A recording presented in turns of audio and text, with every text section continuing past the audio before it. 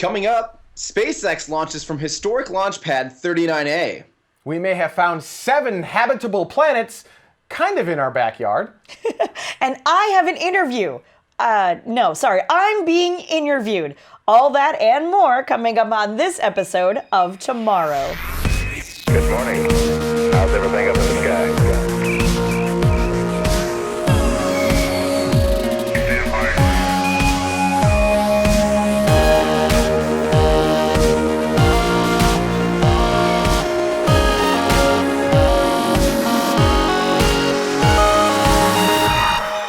And welcome to Tomorrow, Orbit 10, Episode 8 for February 25th, 2017. My name is Benjamin Higginbotham. With me is Cariann and Everyday Astronaut, and we'll be your hosts today. However, before we get into this specific segment, I did want to give a shout out to all of the patrons of Tomorrow who've make this specific segment of this episode happen. These are people who've contributed $10 or more to this specific episode. To find out how you can help crowdfund the shows of Tomorrow, head on over to patreon.com/TMRO. All right, let's go ahead and get started with some launches. Everyday Astronaut, there was some historic stuff that happened this last week. Tell us about it. Yeah, so in case you're living under a rock or maybe somewhere where you don't have free press, maybe you didn't know that we, and I say we as in the United States, finally returned flight from historic launch pad 39A, and that was Sunday, February 19th. This is SpaceX's CRS-10 mission. So this was them launching their Falcon 9 rocket with a Dragon capsule on top to resupply the International Space Station. And now this is the first time we've used this launch pad since 2011 after the last space shuttle, STS-135. Oh, look at that. Oh, Yeah, you like that shot? Yeah. That shot is the best. Oh, it's so Apollo-esque. I love it. Now, the cool thing about this is SpaceX leased this pad in April 2014. I was actually there on that. That happened to be the first time I ever was down at Kennedy Space Center.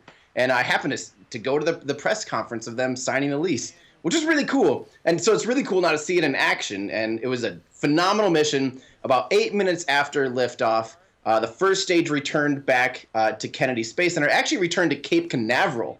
It landed at LZ-1, which is part of the Air Force Base there. So it took off from Kennedy Space Center, NASA's ground, and then landed at Cape Canaveral, which is interesting.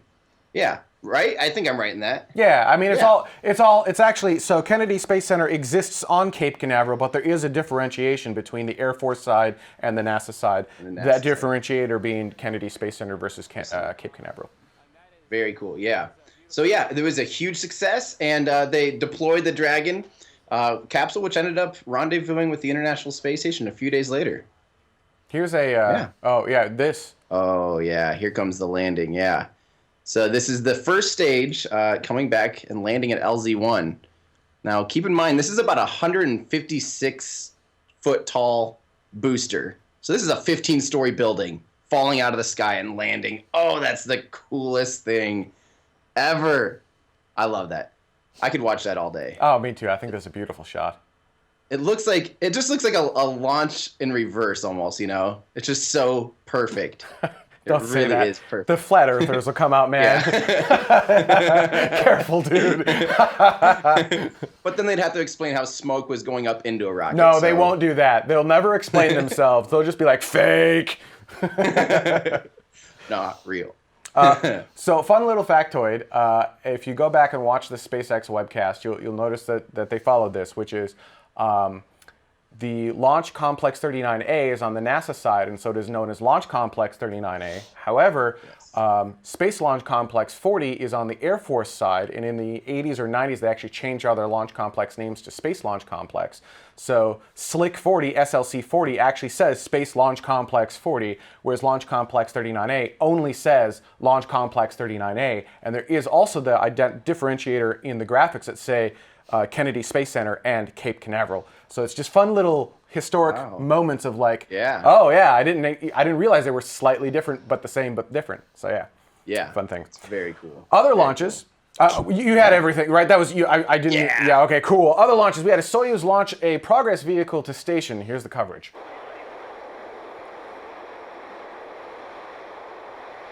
Oh yeah, it's a Soyuz vehicle, so it takes a moment. There we go, engine. Now we got like 8 more seconds. Oh man, maybe not. All right, there you go. Liftoff. That happened February 22nd at 5:58 Coordinated Universal Time from the Baikonur Cosmodrome in Kazakhstan. That brought up 6,000 pounds of fuel to station, as well as water and supplies. This is the MS-05 Progress cargo freighter.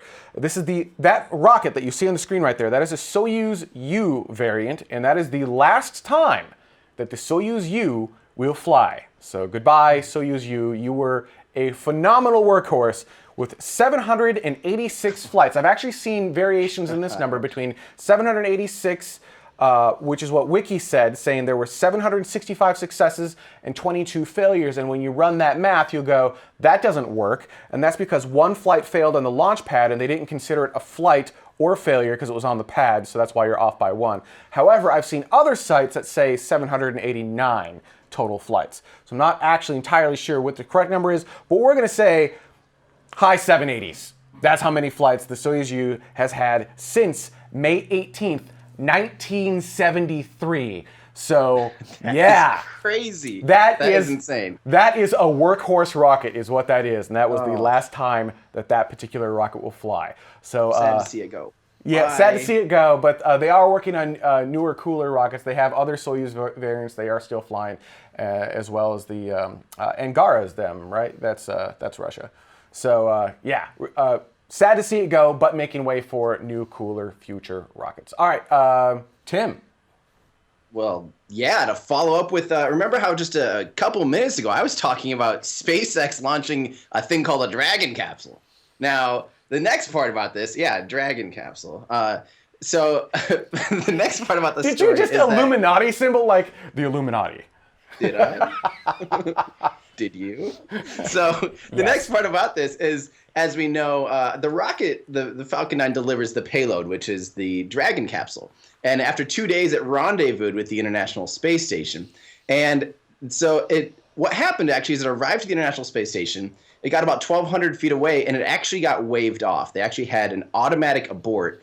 Some numbers weren't quite lining up in the GPS data. And so they just kind of said, we're going to abort, double check everything, wait for everything to clear out, just kind of do all this stuff. And so it aborted its berthing process by 1 day, by 24 hours. So no big deal. It ended up Friday docking, no problem, or berthing, sorry. And there you go. It was successful, and it delivered 2.7 tons of supplies and research equipment. And it was grappled by ESA astronaut Thomas Pesquet.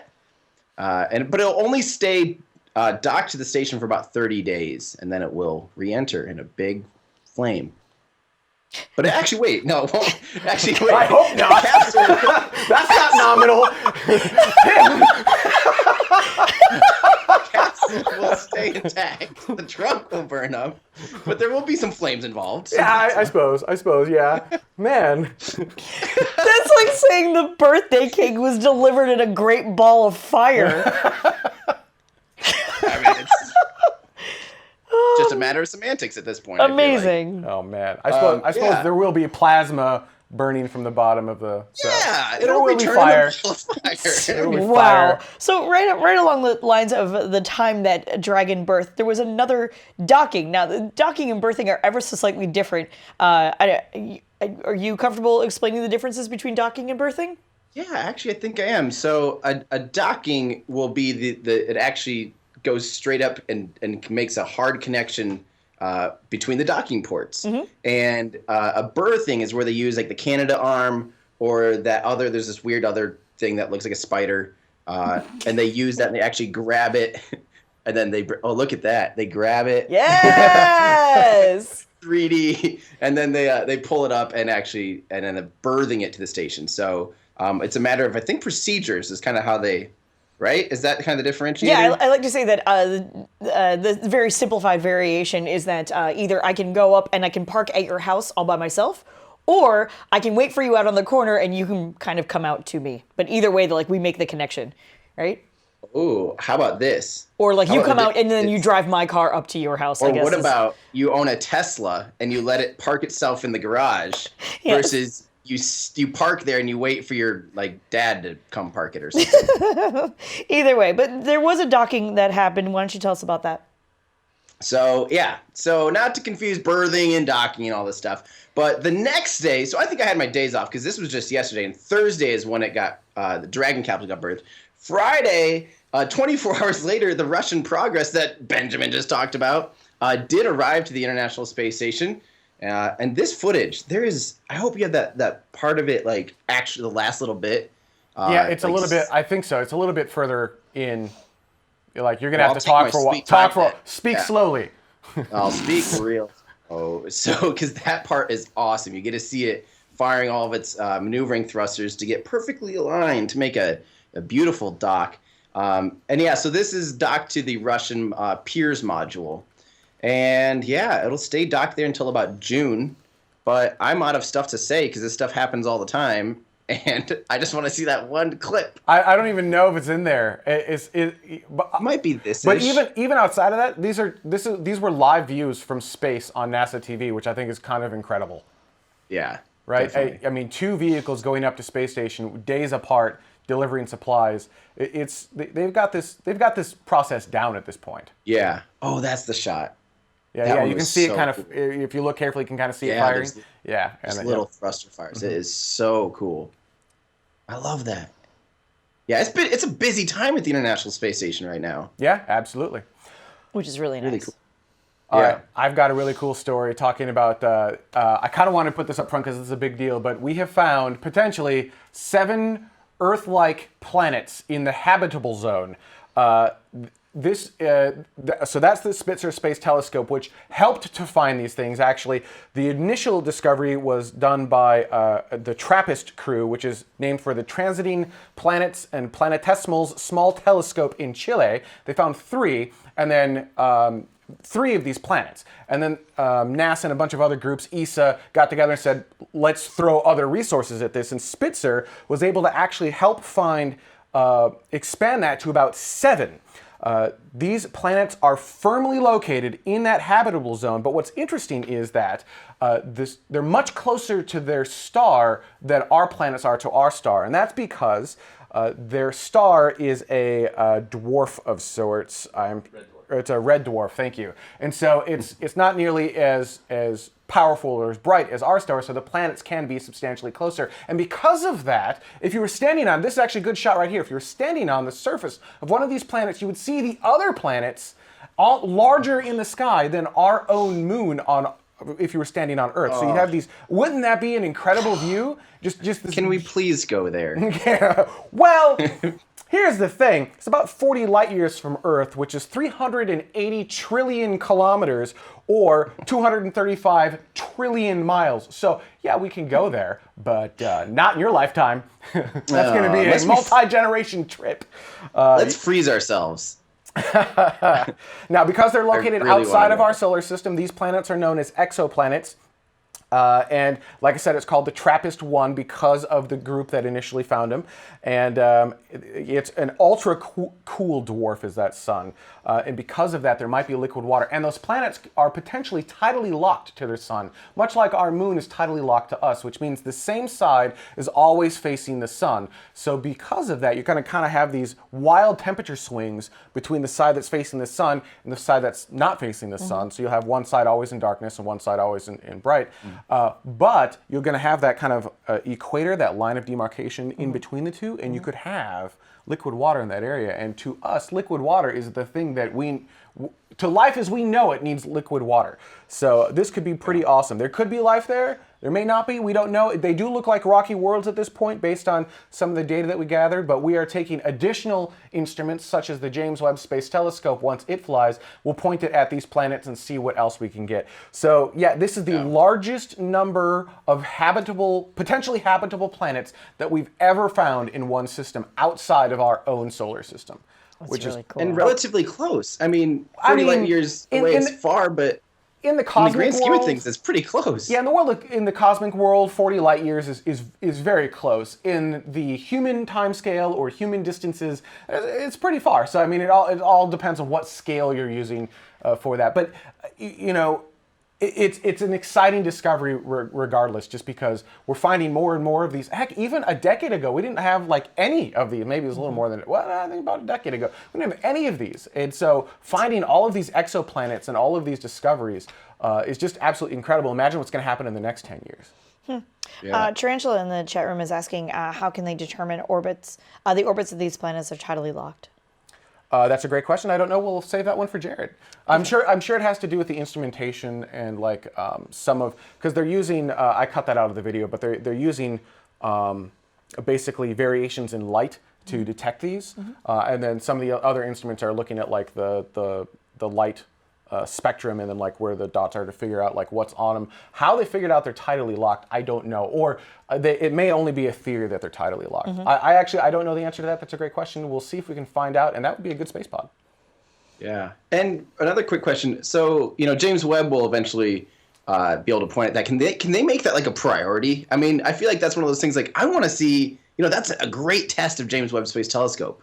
Something that has a lot of public interest. I'd say they just point it right there right away, day one. I'm sure they can make anything they want a priority, but well, I mean, it all depends. It hasn't launched yet, right? So it's not even in space. True. So who knows what we're going to find between now and the time James Webb Space Telescope is flying. Yeah. But yeah, I think That's something like this will most likely become a priority for James Webb, I would assume. Yep. Yeah. Very cool. Awesome. So, Tim, everyday astronaut. Noah PK, by the way, saying tidal lock is due to the closeness to the star. Yeah, but I don't think. I mean, yes. I think it's a theory at this point. We'll see. We'll get real answers. Sure. Yeah. You've got some interesting news about the Space Launch System. Yeah. So they did another hot fire test of the Space Launch System's RS-25 main engines. Here we are. Look at that. And now this engine's been run a bunch. I mean, this is the old space shuttle engine, so it's not like this is a new test fire or anything. This happens all the time. But what they're doing specifically here, they're waiting for new engine control units, or ECUs, to arrive so that they can kind of test those out. They're going to have about 4 tests of those coming up in the next couple months. They actually arrived just before this test, but this test was to see if they could increase the LOX inlet pressure by 4%. What's that mean? Well, what they're trying to do is they're trying to not have to throttle back the main engines at the very end of the solid rocket booster burnout. So at that point, there's a little moment in time where the solid rocket boosters are producing a lot of thrust, and the main engines really almost can't keep up. So the main segment kind of starts to quote unquote sag, and it puts additional stresses on the attachment points of the SRBs. And so they said the easiest way to go about that, they decided, was just to slightly ramp the engine up a little bit more, or continue to be in this full throttle mode. So that's what they did. They tested making sure it could handle 4% increase in LOX inlet pressure. Perfect. And LOX being liquid oxygen, for those of Yes. you who are questioning that, just in case there was. And while you're right, we did do a lot of these tests for the space shuttle main engines. These are slightly different in that they have been tweaked and modified for the Space Launch System. I believe they're designed to take like different pressures and whatnot from the fuels, because it is the inlets are different now for Space Launch System. So it's not like you can just take one rocket engine and drop it on another rocket and be like, cool, we out. There are exactly. There are other changes you have to make as well. Also, I love the rainbow in that previous shot. Yes. Yeah, the cool. rainbow's And this gorgeous. is the first time the RS-25 will be expendable as well. So I think they're kind of tweaking it to be even a more high-performance pony than it was before. So they're probably just trying to make sure everything they're doing is okay. So I think it's pretty cool. Nice. Ben, Juno, one of our most favorite things to talk about as of late. Yeah, I know. I did a story on Juno a couple weeks ago, I think, talking about how its orbit was very high. It was supposed to go into a 14-day orbit, but we were staying in a much longer 53-day orbit. But they were going to analyze things and see what happened. So here's a shot of what is supposed to happen. That is Juno with its main engine firing. That is not what happened. The main engine did not fire. Engineers called off an engine burn plan for October 19th, which was going to make Juno fly into that tighter 14-day orbit. So now it looks more like this, without the engine firing around Juno. Around Jupiter, excuse me, not around Juno. Juno flies around Juno. Yeah, that's weird. Now here's the thing. most of the observations from the Juno spacecraft happen when it's really close to Jupiter. In the 14-day orbit, that was going to happen fairly often. In this longer orbit, which they are going to maintain for the rest of the life of Juno, it just doesn't happen as often. So they will still be able to perform the science that they wanted to perform. It's just going to take a lot longer to do it. And the main reason they're doing this is because if they did try to fire the main engine, or if they try to do some type of blowback burn where they're just not firing the engine, but basically just kind of opening up some pressure out into space, if they were to try to do that and it failed, it could put it into an orbit in between the orbit they're in now and that 14-day orbit, which is suboptimal because they could get stuck in the shadow of Jupiter, which is ginormous. Now, you'll notice there are these 3 giant photovoltaic solar panels off the side of the vehicle. Those are needed for power. If it's stuck in the shadow of the planet, it can't get power. If it can't get power, it can't do science. So they don't want it to be in that state. And they're like, all right, this isn't super awesome that we're in this highly elliptical 53-day orbit, but it's better to be able to do the science slowly than no science at all. And so they have opted to not attempt to perform the main engine burn. It will remain in this orbit through at least 2019. So they'll continue to do science. The spacecraft is still healthy. It's doing what it's supposed to do. It's just not going to do it as fast as it was supposed to originally do it, which I think seems like the right call, right? I mean, the engineers were like, risk just isn't worth it. And so they decided, science is, we'll just get it slower, right? Yep. All right. So there you go. I think we're going to take a quick break. And when we come back, we've got a surprise interview with you. What? I'm doing a surprise interview? With yourself. It's going to be amazing. Stay tuned. We'll be right back. Look into her face, determination in her eyes. She won't give up or quit or fumble little fashion lies. Filled with awesome expectation, this girl's a fascination. And nothing in her way will keep her from her destination. Cause she's fire walking, she's fire walking. When it's hot, she keeps on moving. Through the heat, keeps on improving. Yeah, she's fire walking, she's fire walking to be free. And welcome back to Tomorrow. This segment of the show is brought to you by the patrons of Tomorrow at the escape velocity level, which is $10 and above, and at the orbital level, which is $5 and above. For more info, head over to patreon.com/TMRO.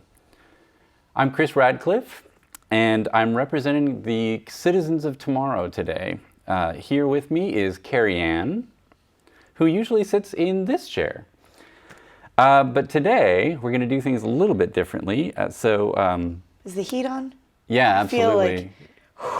I feel like it's really hot in here. And I have to thank you for being up for this, this kind of strange little request of mine. But I want to know more about you, and I suspect that they do as well.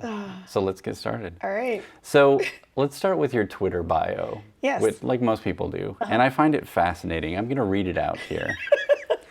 I fell in love with space when I saw the excitement in your eyes. So is that your answer to why space, or is there another story behind that? So, it's one of those funny things. Facebook back in the day, a million years ago, when you had to be part of a school to log on to Facebook, I snuck in because I was actually attending a cosmetology class or school. It's a school. Yeah, but which was great because I was like, it is a school, and I can do that. And they said, they also have like a bio line, something along those lines.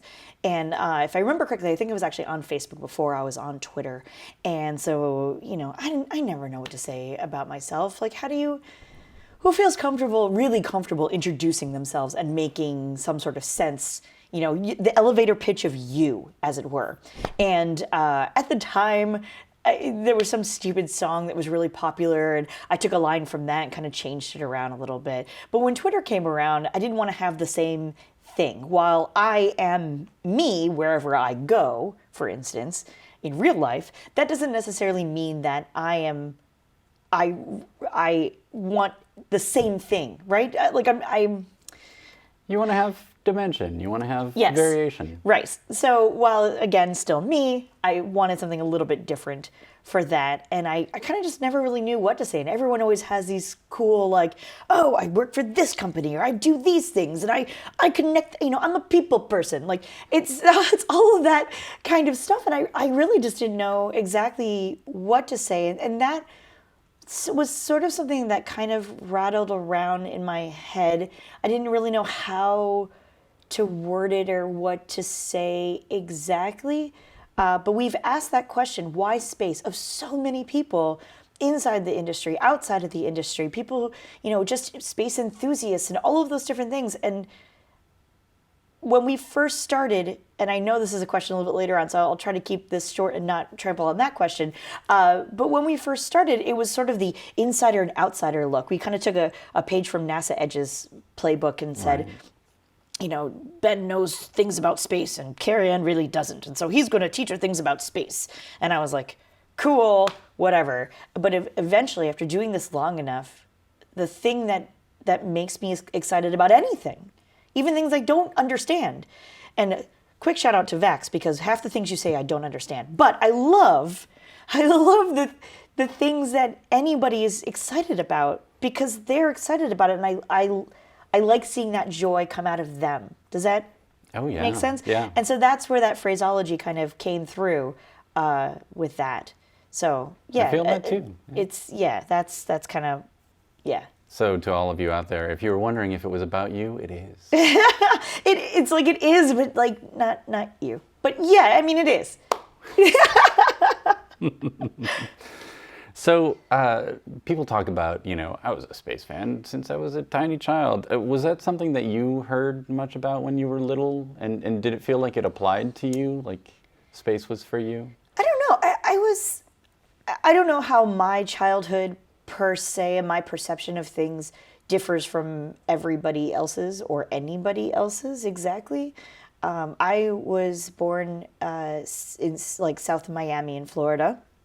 And my family never really had a lot of money ever, but what we did have was a decent sized backyard. And I don't recall necessarily going outside and specifically looking at the stars or anything like that. When I think about it, I do have memories of kind of just having this great big wide open sky and just not a lot of light pollution and what have you, but not ever really being fascinated by it at all. The night sky was the night sky. The day sky was the day sky. I didn't really have any of that. There wasn't a strong STEM or STEAM influence in my life in general. Did the launches ever register, or was that? We were too south. Okay. So in a weird way, Disney was more prevalent. I was born in the late 70s, so there was also that weird gap. It was right around that time where Apollo really wasn't launching and Shuttle really wasn't launching. So I just managed to be in Florida at that time. Actually, one of my first sort of space memories, unfortunately, was Challenger. I very distinctly remember the video monitors came into class and we all sat around, and this was a big event and we were all going to sit there and watch it, and this is why we were watching it. All of that stuff kind of got explained to us. And oh gosh, what was that, 86. Yeah. That was a hell of an introduction, though. Right. And I didn't understand, I guess almost in a funny way going back to it, I didn't really understand why we were all caring. It was like, cool, a teacher. Like, yes, I have a teacher, neat. It didn't speak to me in a, wow, she's going to space. That really just didn't do anything for me. And then, but that event did impact me.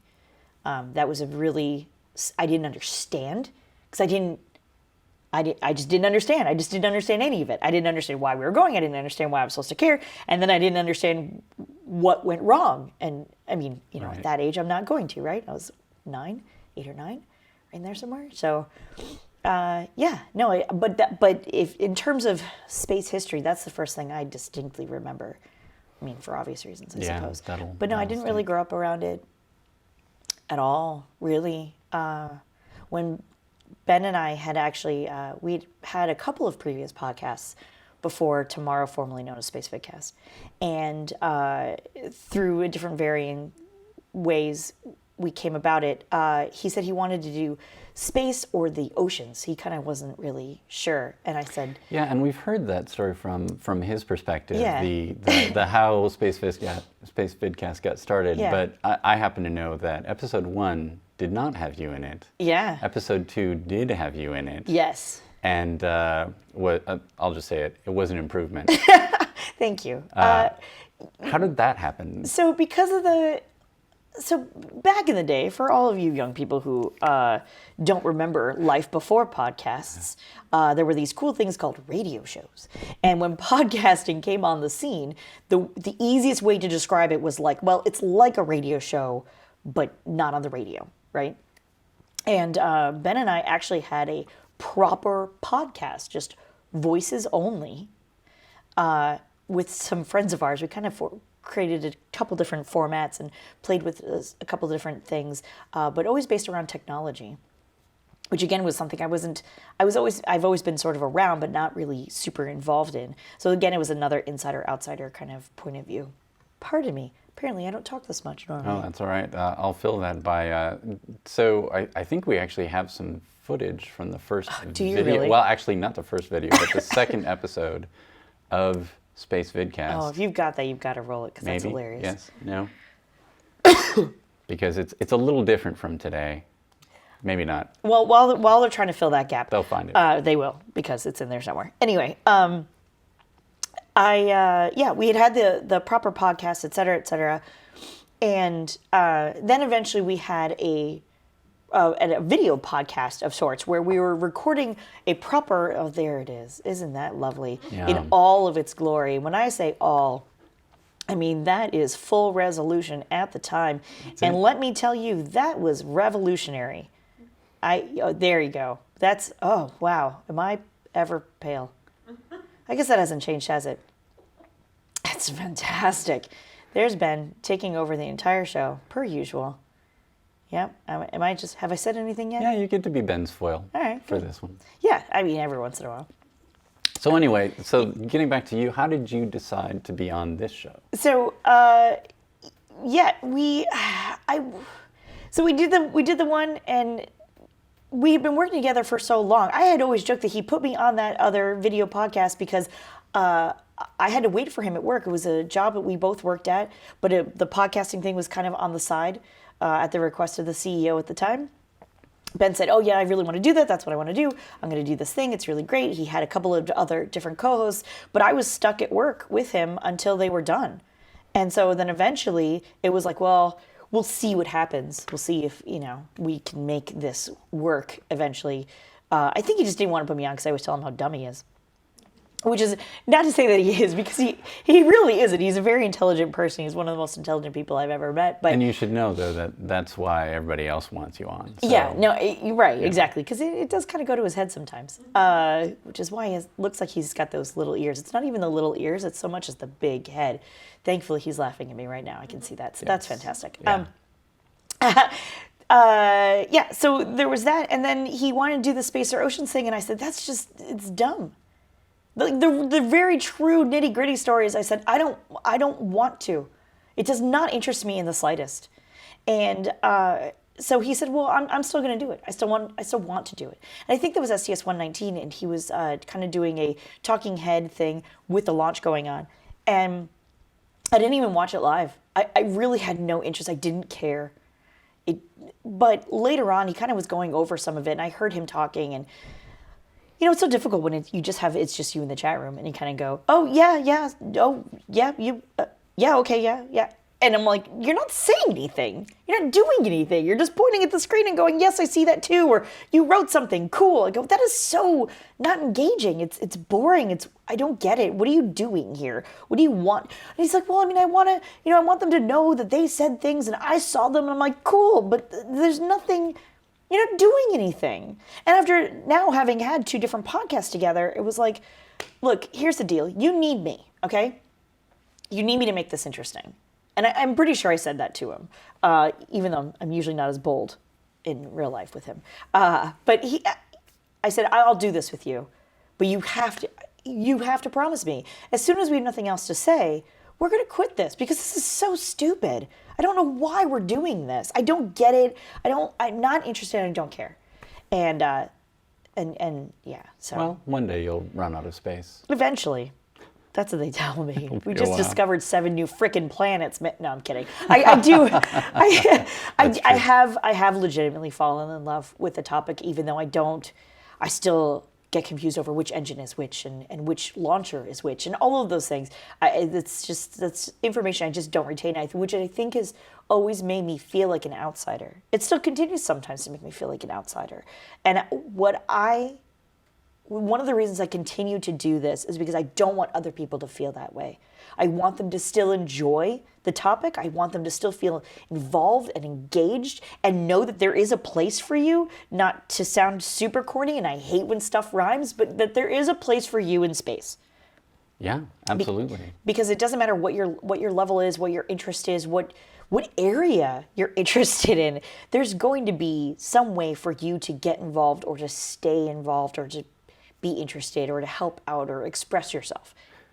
And all those things are important. So you're actually how I found Space Vidcast, because I found you on Twitter before finding Space Vidcast. Which that's like totally weirds me out. I don't. And so, you have to cast your mind back, Right. Okay? Come with me. And space tweets were a new thing. Right. Twitter itself was a new thing. Sure.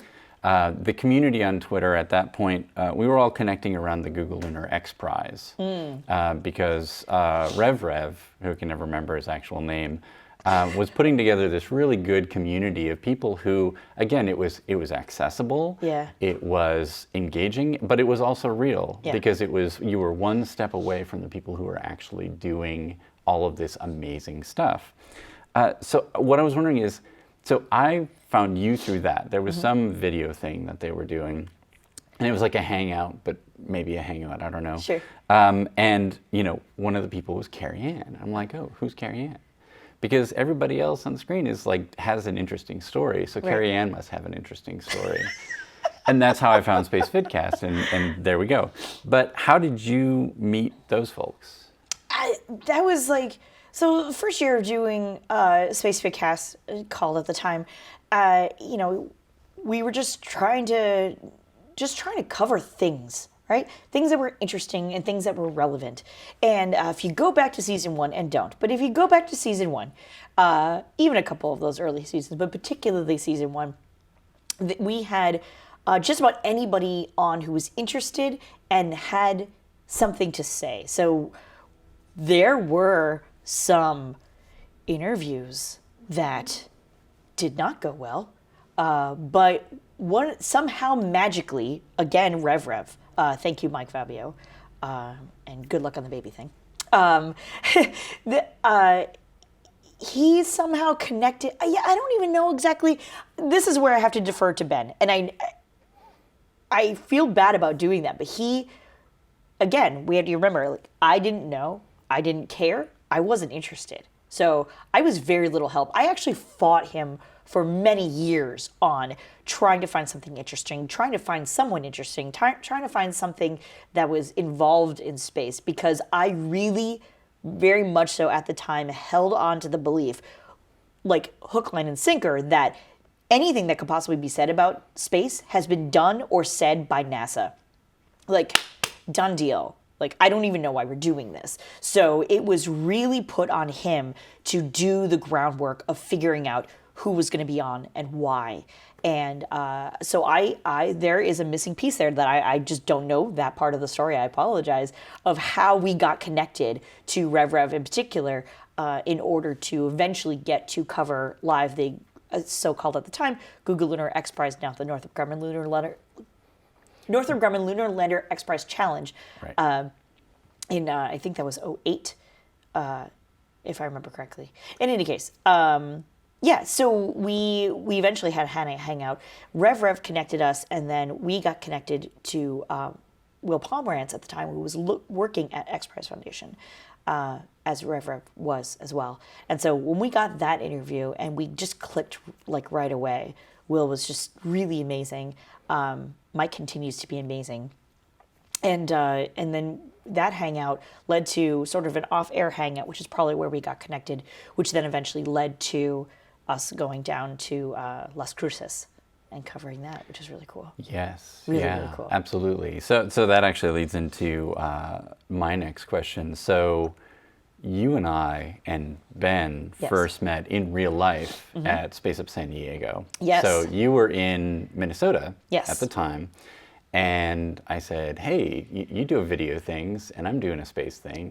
Come on out and I'll do whatever. I don't even remember how we set that up. That We were really like, was a really "It'll be great." strange connection. It was. I think, in a strange way, sort of, again, thanks to Rev on that, we'd had such a good, not just rapport, but like just ended up to be like, oh, these people on the internet aren't all crazy. Like, fantastic experience with the Google Lunar X Prize and covering all of that, that when another total rando from the internet said, hey, I'm doing a space thing, why don't you come out too? Ben and I were like, I mean, what could it hurt? And Had you been to California before? I had not. Yeah, so that was like Yeah. uncharted territory. All of those things. Right. Completely. I think the furthest west I had been was Colorado at that point. It was just nothingness. And we brought the makings of an entire studio at the time Right. in very heavy luggage. I think I brought one pair of jeans and probably a t-shirt because that's all I could fit into the luggage besides the entire studio, which was crazy pants all the way around. And we did not have a terrible time. And we did not meet totally crazy people. One Yeah. or two, but not everyone. And that was a lot of fun. And I don't think we knew what to expect. Although I'm not sure you really even knew what to expect. No, at the very first I just SpaceUp. invited everybody that I thought was awesome, and they all showed up, and it was really weird, and I had no idea what to do with myself. So speaking of awesome people, so you would talk to like Will Pomerantz, for instance, Yes. or Rev, or Yes. Dave Maston was there. Yes. And had you met any of them in real life I prior don't to believe, that? I mean, Did you meet? we met Will at the Google Lunar X Prize Okay. challenge. And Rev, of course. Yeah, I don't recall. I don't think so. Yeah. I really don't. I can't Which think was of where that hilarious would have because happened otherwise. so we had connected a day or two before because we needed to set up and all of that other fun stuff. And then you very graciously were like, well, this is this person, and this is this person, this is that person. And I was like, cool, I'm not going to remember any of this, but that's fantastic. And the SpaceUps are really great because the unconference idea being like just get a bunch of awesome people in a room together and then create conversations was Let just 'em like go, yeah. freaking fantastic. And so it was great because even though you get to say, this is Dave Maston of Maston Space Systems, and I was like, cool, I am nobody of nothingness. And but he was still willing to chat. And I don't even remember all of the people, the amazing people who were there. The very first one was just totally crazy pants. But like Paul Breed was there, and he brought Unreasonable Rockets. He brought one of his rockets, I guess, landers. That's what it was. That was at the blue Google ball. Lunar X. Yeah, so I was like, oh, I recognize that because yeah, right. blue balls. Like you can't not miss completely that. forgot that. So then I guess because I had met Paul at the Google Lunar X Prize challenge. It was a fistful, at best, a fistful of people that we had met previous to that. But then the odd thing is later on, I've now discovered that there were people there that I know of now. So Chris from Planetary Resources. Yeah. And Robbie Shingler from Planet Yeah, I remember Robbie. with a pause. Yeah, Planet. Because And a beat. and so was Pluto. Yeah. But I mean, quite honestly, though, going into that, and for a long time after that, I assumed that all of you just knew each other because you were on the inside, you were on that side Sure. of the video, Sure. and I was on this side. Right. So yeah, it's an odd community. It is a weird thing, and I think that sort of fortunate/unfortunate thing that there's always some sort of inside-outside situation, right? It's the joke about like, well, if you've ever worked retail, then you understand. Somehow it's an us versus them. It's we are the retailers and those are the customers. And well, everyone's a customer at some point. Everyone really is selling something at some point. It's just swapping your perspective a little bit, I guess. Indeed, yeah. So, speaking of retail, no, Yeah. not really. But so one word that I'd use to describe you is selfless. One of the other words, of course, is long-suffering. But That's probably more accurate, yeah. But and we've run Selfless. across this at many events where you bury yourself in helping all of the people who are there. I mean, you did that this morning. You just automatically, it's like, I will do the taking care of people. You're right. And one thing that I remember is we were in San Francisco Yeah. at a SpaceUp Yeah. that, again, you had carted a studio to. Yeah. And I found you, and you were like about to zone out. And I was like, you need to actually be in this city. I asked you, it's like, have you actually seen San Francisco? And you're like, no, just the inside of this room. Yeah.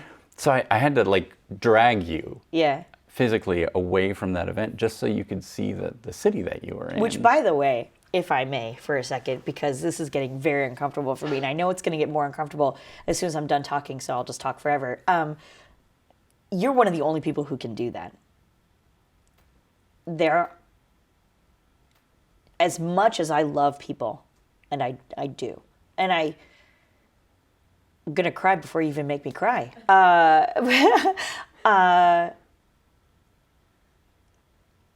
I moved around really quickly, so I realized there's dead space here. I moved from Florida when I was 7. I moved to New York, was there for about 3 years, moved to Pennsylvania, was there for about 3 years, and then we moved to Minnesota, which I then ended up to be there for about 20 years or so.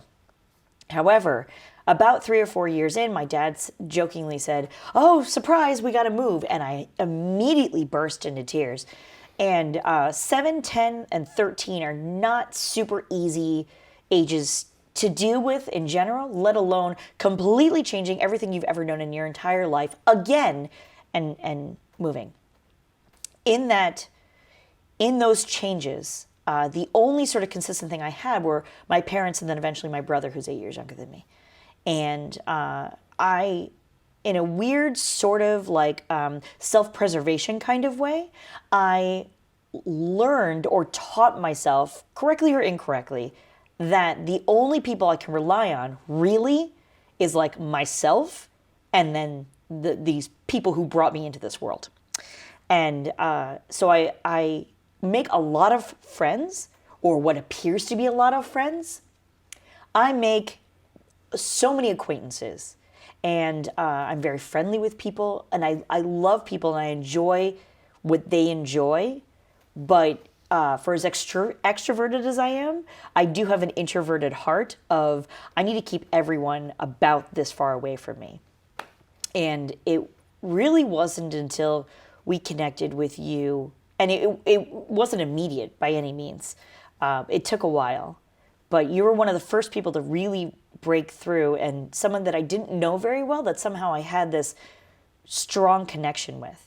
And so I've continued to, and you've never let me down, trust you in a way that I don't normally trust people. So being in a room full of basically strangers, again, more acquaintances, and I still love, like, I'm still keep in contact with Mary Michael, I still contact with Ruben, Jesse, like all these people that were there, and really amazing, really fantastic event. You're one of the only people who would be able to do that to and for me. So thank you for that. Absolutely. Continuing to make me cry. Oh no, that was it. Yeah, because I saw you there, and you were being Cariann, the one and only, and absolutely, and you needed to be you for a while, so I pulled you outside. Yeah. Showed you the Bay Bridge. It was gorgeous. Yeah, it was a beautiful day that day. All right, I'll stop making you angry. The thing about any caregiver, and I think this is sort of the mommy syndrome, is that you just get so used to caring for others, particularly anyone who needs help. I joked for a long time that Ben sort of needs a helper brain. He gets into these modes where he just only focuses on this, and this is what needs to be done. But it's not necessarily all of this other stuff, right? So as you said this morning, we were leaving the house and he just completely walked by his entire bag with his computers and everything in it. And we needed a couple other things for the studio. So I grabbed my bag because that's my bag. It's my responsibility. I grabbed it and he just continued to walk right outside to the car. And I kind of stood there for a second like, let me help you. And I grabbed all of the other things and walked outside. And he's just sitting in the car and then sort of looking at me weirdly like, why are you holding all of that? That's my stuff. Oh, you grabbed all of my stuff. And while I am sarcastic with him and I'm comfortable enough with him to go, yeah, I grabbed your stuff. Good job. If it was a stranger or somebody I'm not as familiar with, I would just do it and not really think anything about it. I do the things that need to get things done, I think. And we all need those people. We need, yeah, Kat's raising her hand. Me too. Yep. Yes, you do, Kitty. Absolutely. High five. But we need all of those people that have that sort of, that forward thinking, that forethought of like, these are the things that need to get done once we get to the studio. But we also need the people who go, right, but we're not getting to the studio unless you grab all of these things. Right. So it's a nice balance, I think. Well, speaking of taking care of others, how did you get involved in Yuri's Night? Because I know that you were... Yuri's Night was one of those weird things that also kind of fell upon us to a certain extent. Again, anymore, you've got podcasts and video podcasts, and everyone has a YouTube show anymore, right? But back in the day, that really wasn't necessarily a thing. We somehow got connected with the fabulous Tim Bailey, and Tim helped us out to broadcast the International Space Development Conference in 2009, which was in Orlando, and just a fabulous venue and awesome, fun things happened there. And so then it was one of those things where like we got this amazing person that somehow fell into our lives, then we hung on to him, and we found you and like hung on to you for a while. And so like all of these wonderful people floating down the river of space. And at least that's how I look at it. I love that. And Tim was connected with the really incredible Loretta Whitesides, and also Chris from Planetary Resources. Loretta and Chris and Tim came to us all at the same time with this Yuri's Night thing that we weren't really familiar with, but it's totally right up our alley.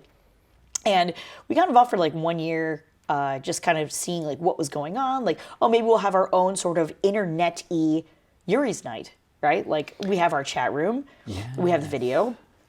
People are viewing us all over the world. Yuri's Night is a global and, interstellar party. And how long did you broadcast that one? I think I remember. I don't think it was the first one that we did that, but we did. It was an anniversary of sorts, like the 10-year anniversary of Yuri's Night as a party. And we broadcasted for 24 hours. Which was fantastic. And we jumped from, we encouraged Yuri's Nights to broadcast their parties, even if it was just a local thing, but then to let us know who and where they were so we could filter them in through, at the time called Space Fakecast. And that was some of the weirdest stuff I've ever seen anywhere, star, in my entire life at this point.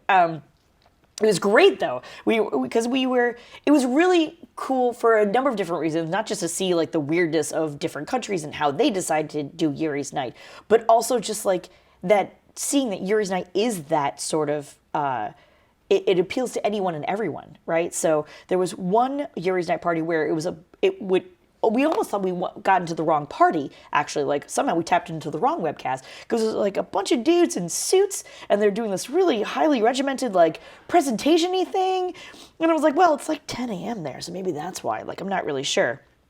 So there was that, but then there's another one where it was like, is the camera pointed at the it looks like it's just pointed at the wall. Like, are there people dancing? I'm not even, is this music or is it just static? Like, we weren't even sure what was going on.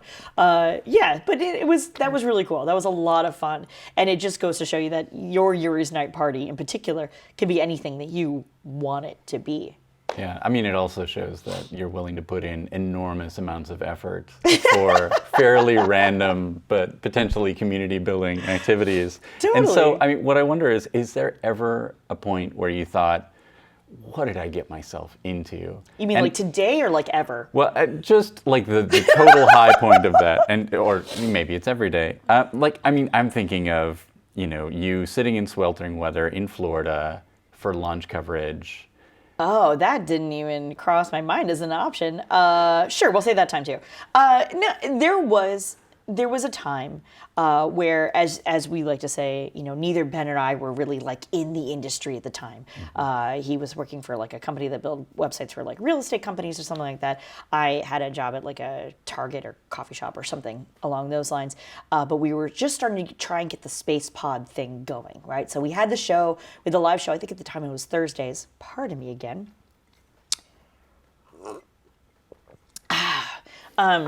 We had the live shows Thursdays that were much like this, right? It was about 45 minutes or so to an hour. And we also had the post show going on, and that was all recorded live, no editing. That goes out. But then we wanted these cute little shorter form, like I'm only going to talk about the RD-180, right? And that's all I'm going to do. I'm going to do it for 5 minutes. I'm going to give you all the information I have on it. Great, there you go. Boom. But those, in a weird way, actually take way more time. You have to do the research. You have to write up a script. You have to shoot it. You have to, hopefully you're not screwing it up as you're shooting it. And sometimes there were times where I didn't have enough knowledge on it, but Ben was like, well, I can't do all of the space pods. And I'm like, no, you're right. I should do some of the space pods. I know nothing about this thing. So he would actually write the script for me, which was fine, but except he speaks in a different way than I doesn't sound speak. And like all you then, right. yeah. So there were all those different things, and we were doing it together, which is fantastic. And also, we were only doing it together. So there was nobody else. So if you ever had a problem professionally with your partner, it's hard for that to not translate into having now a problem with your partner on a personal level. And at one point, I nearly just threw my arms up in the air and I said, I can't do this. The only thing I talk to you about on a regular basis is space and what do you want for dinner? I have to have a normal conversation with you. I have to want to buy shoes or talk about Disney or how stupid my mom is being right now. I need to have a regular conversation with you about something, anything other than this. And I think he realized that, yeah, that's a thing that needs to happen. We both, I think, called out of work that day and ran over to Camp Snoopy because we were still in Minnesota. And it was the closest amusement park we had, and it's really not an amusement park. But anyway, but yeah, we can say that now. But yeah, we just rode roller coasters all day long, and it was fantastic. And I think we ate like anything and everything we wanted, and cotton candy and all that other crap.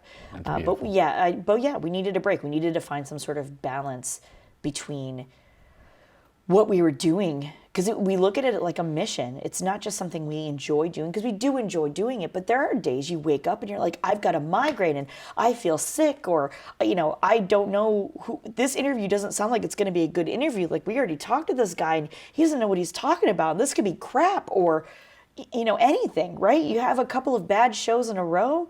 I think we had like one show where one woman was like in a tornado and still trying to conduct this interview, and then the very next one was like some guy who's got like a weird server farm underground in Texas, but I'm not even sure he does. Like, it was, there have been plenty of times where it's just like, I don't want to, or I don't think we can, or what are we doing, or why is this happening? And we persist because it's something we believe in. And whether it's somebody who has a fake server farm in Texas, or somebody who really just feels the need to talk about, I don't even remember what she was talking about, which is the worst part. But during a tornado, she's so determined to talk to me through a freaking tornado. We must be doing something. We must be doing something right. Yeah, there's got to be something there. Well, good. That's good. So we keep going. All right. Well, I'm going to switch to questions from others. Yes. So, from my own child, Yes. who is in the studio today, Ben, also Ben. What kind of space technology impressed you the most, and why is it solar sails? I love that it's worded that way, because that's such a big thing. That's a really difficult question for me to answer, mostly because that's not the part that excites me. That's not the part that I'm interested in. but I do get excited, right? Like, I don't have a lot of planetary science background, and while I find it interesting fleetingly, I don't feel compelled to delve into those sorts of things because, again, in a weird way, going back to the first thing, right? Like, I get excited when you're excited, and I'm excited then, but that doesn't mean I retain the information. As TWicked actually put in the chat room a little bit earlier today, because we were talking about the RD-25s, I think it was, in the news. TWicked did a huge callback, whether or not TWicked realized that he did that, to and I will use this word correctly, ignorantly said way back in the day, Space Shuttle main engines, SSMEs. I bet that would make a great coffee table. And he mentioned that in the chat room. Yes.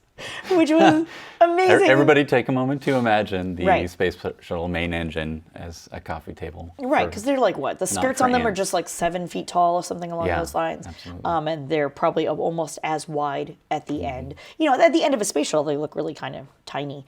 But that was something that I said, and when I said it, I sincerely meant it because I had little to no recollection of how massive they are and how that would only work in like a giant's house. Would that work for for it to be a coffee table? Or it would just be such a weirdly wide coffee table if you just took like a sliver of it.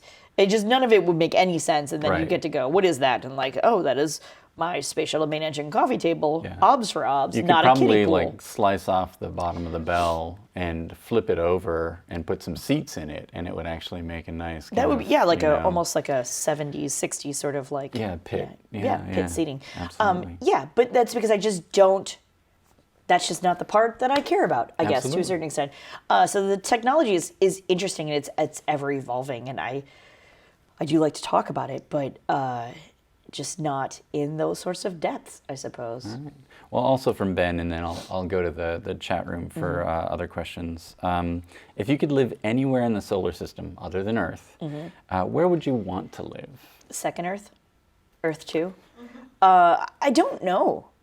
While I do kind of have this weird belief that the cold makes people stronger, that's what we used to say in Minnesota, like it weeds the weak ones out.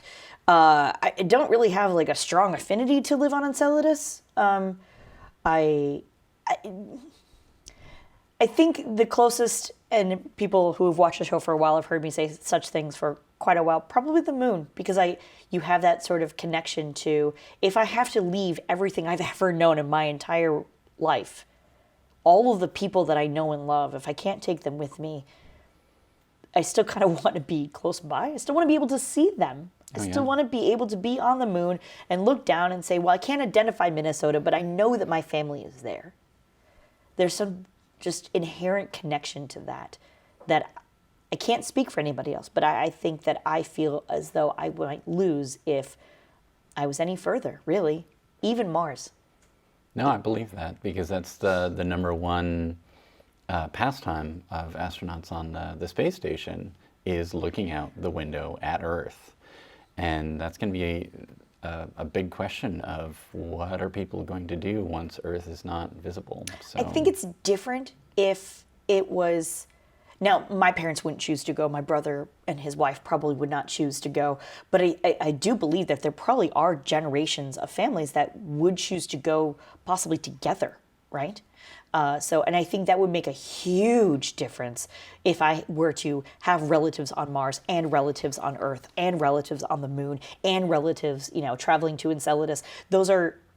It's a different mind frame at that point, because then it's sort of like, well, we only go to grandma's house every 2 years because she lives on Mars. Fine, like that's different than I have to leave everything behind. I have to almost abandon it to a certain extent because travel isn't that easy. I think once travel and civilization is that easy, then it's a totally different ballgame. All right. So I would love to ask questions from the chat. I need to figure out how to rejoin the chat here because Tara's kicked me. But let me see. That does, in fact, happen. All right. But the other nice thing is that we can always do these in After Dark as well.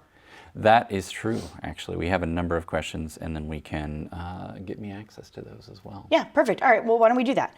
Okay. So why don't we go into break, and when we come back, we'll do questions from last week, right? All right. We're going to go to sounds break, and when we come back, we're going to do questions from last week's show. Stay with us. We'll be right back. Thank you, Chris. All right, thank you. We've always looked to the stars. They guide us, give us comfort, help us find our way.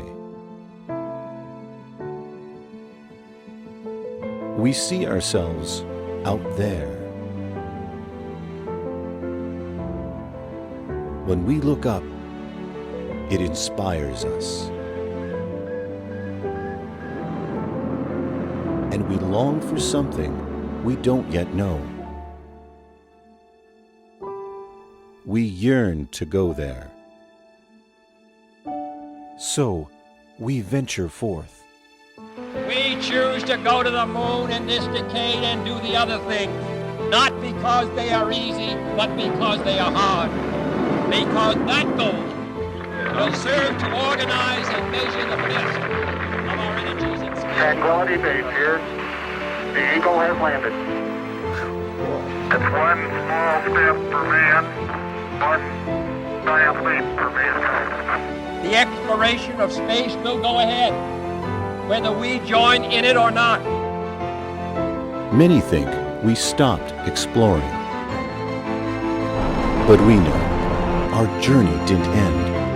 T-minus 1 minute. We've only just begun.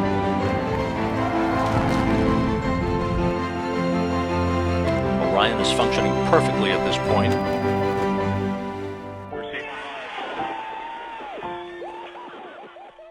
Come with us and explore tomorrow.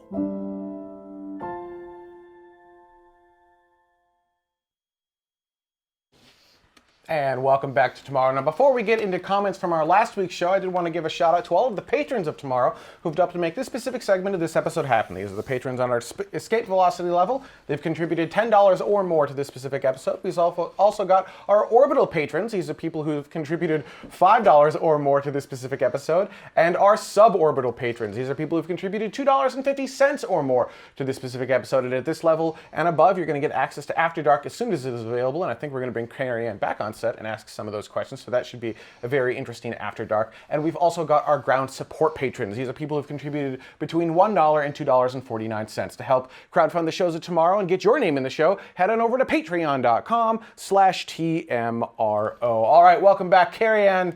This is the Cariann Show. Cariann and Tim Dodd, the everyday astronaut. All right, Capcom, do you want to get us into some comments from last week's show? Yes. I watched as it's amazing. I watched as I'm doing this. She's like scrolling and getting her rundown ready to go, and right there, just in time. Whew. Magic of TV. This is so fantastic because then we can stop talking about me. We can talk about him for a little bit. All right, let's do that. Yay! First question comes off of YouTube. This one comes from Nightlurk. Says, are CubeSats placed on decaying orbits, or are we just littering the orbit with hundreds of tiny, soon-to-be junk objects every month? Right? Yeah, I mean, everything was going to decay, so yes. I don't think CubeSats generally go all that high, so they're going to decay. Unless, Tim, do you know any better? I assume that most of them are deployed either like on ISS or on a stage of a rocket before the main deployment. Like I don't think there's many out there like in geostationary or anything. I think most of them they're pretty are low. just like low Earth orbit, and they'll end up just decaying pretty relatively quickly. Yeah, within days or weeks, really. Yeah. So yeah, that's my guess. Not a lot of space debris, I think, with CubeSats. At least not at this time. I think propulsion is still an issue with CubeSats. So that could change at a later date. But right now, I think they're mostly just low. I mean, they're low. just CubeSats. They're just CubeSats. I'm just kidding.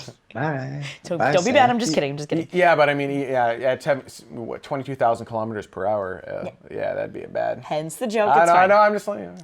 Okay. Next up. This one also comes off of YouTube. This comes from Michael Brown. You're not going to make me actually read these next week, are you? Because they're all going to be about me. Anyway, I just realized that. I watched the right stuff Yeah, for we are. about the 10th time last night. Near the end, Chuck Yeager crashes an F-104. Am I saying that right? Trying to beat the Russian altitude record of 107,000 feet? 117,000 feet? Sorry, Yeah. I got screwed up by the K. That plane, okay, yes, it's very fast. That's the way I'm going to read It's that. on the screen. They can read it for themselves. All right, fine. Yes, it is. It was known as the Widowmaker, but interestingly enough... Is that why it was called the Widowmaker? No, because it was designed to go high and fast, and what they would do is fly it low and slow. And don't do that. It's not designed for that. That's a bad idea. So saith one of the comments in the... Oh, yeah, we'll get there apparently. Oh, really? Yep. Oh, well, there you go. Yes, all right, I've ruined the future comments. You're welcome, Internet. This is why I grabbed the bags. So next comment comes off of YouTube.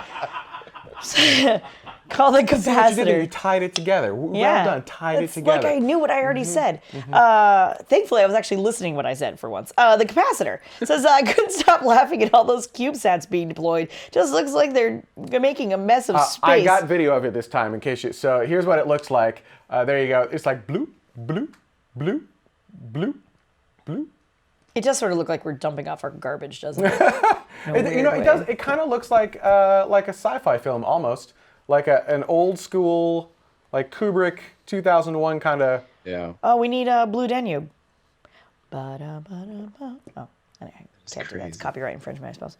Yeah, no. Isn't that amazing? But pretty cool, though. Well cool. done, India, is the end of that comment. Yeah, that looks really cool. All right, next up. Next comment off of YouTube. Wow. Comes from Doug. Hi, Doug. I only say wow because to get just that as a username means that Doug must have been like working at YouTube at the time. No, I think like, So the rest of his username was censored. copy. Yes. Cool. All right. We do look for these things. We do look for Sometimes. inappropriate. Yeah. It says, what a fantastic show. I had not seen the Everyday Astronauts video before, and watching it, I had the biggest grin on my face, which turned into tears as I pondered just how awesome this day and age is for space travel, astronomy, and science in general. Well, there you go, Tim. You brought it. Amen. You brought tears to Doug's eyes. Aw, well, you're welcome, Doug. I guess if he was looking to cry, yeah. Are you going to be making more But videos? It's all the feels. I am going to be making more videos, a lot more. I'm hoping my goal is to almost do one a week, kind of in that same vein. But That's a lot of work. We can tell you from experience. Yeah, that's, yeah. I want your guys' input and everyone out there's input too. The last one I did was literally just like subtitles. There's no me talking or anything like that. I'm debating different formats too, so I'll love some input on that. If you guys like kind of a hosted video, or if you just like the simple subtitles too. I think it depends on the content, right? I mean, I think the Yeah. content will dictate the type of video. That's true. Yeah, I think I'll play around with it, and yeah, thanks for the feedback though, Doug. All right, next up. Next one comes off of QCab, even though you've already talked about this, off of Facebook. Actually, we're going for a centerline mount, not wing, and we've got pricing info for our site. $250,000 for a 5-kilogram payload to LEO, which is low Earth orbit. But thanks for the mention, and for our fans, it starts around 1810. Yeah, so QCab we're going to work on bringing on and do a future show because obviously I got some of that info wrong. I am sorry, QCab, that was bad of me. Bad, Benny, bad. So yeah, we'll bring QCab on a little bit later on. We allow them to do a few other cool things and kind of optimize the time when they come on the show so they can do cool things. So yeah. But yeah, definitely good to set the record straight on that one. Which is where, by the way, all the F-104 Widowmaker, yeah, exactly. That's where all the F-104 comments come from because they're using the F-104 to send their payload up. Gotcha. I said it was going to be in the wing. It is not. It's going to be a center line mount instead. Perfect. Yay! Complimented Everyday Astronaut. Totally schooled Ben. I think this is Great show. This is like a solid comment section. I think this is fantastic. All right. I'd like to thank everyone so much for watching. We're going to go into After Dark. We're still waiting to get final confirmation So don't take this as gospel just yet, but next week's show should have Tori Bruno from United Launch Alliance talking about the future plans, such as Vulcan, Cislunar 1000, and anything else that we can talk about for the future of United Launch Alliance. I'm super excited for that show because they have the potential to do some amazing things in space. So that'll be next week. But for now, thank you so much for watching After Dark. Up next.